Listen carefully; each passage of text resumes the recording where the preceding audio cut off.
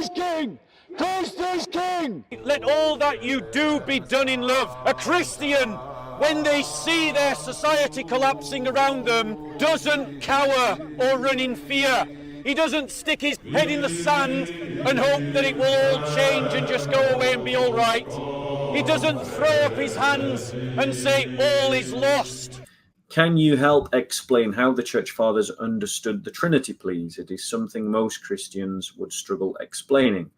Macmedia, they understood it in the same way that every other human being does, flawed. But at the same time, they understood it well because they're the first expositors of it. So they believe that Father, Son, and Holy Spirit are God, that there is only one God, that there is only one God to be worshipped, and that God is one within himself, but exists and has always existed without beginning or end, or coming into being as Father, Son, and Holy Spirit. Now, some fathers major on this. They focus in on this, and some fathers don't. They talk about the Trinity only in passing, whilst they're actually talking about other topics.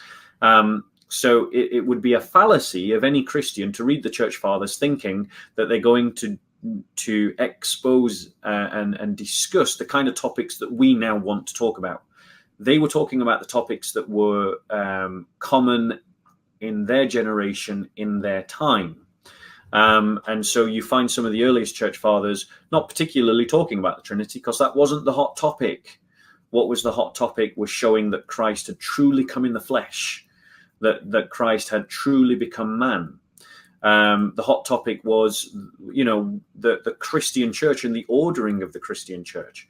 And so in their writing about these topics, they'll make references that are Trinitarian in nature, but don't really go on to explain them.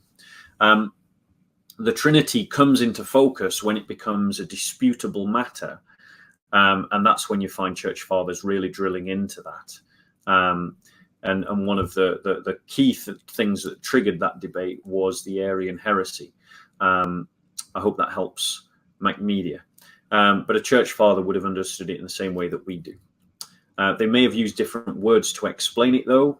Words became formalized at the Council of Nicaea, and a particular way of speaking about the Trinity became almost canonized at that point, if not canonized. And Christians for centuries then spoke in a very clear way about the Trinity that perhaps early Church Fathers before the Council of Nicaea may not have used.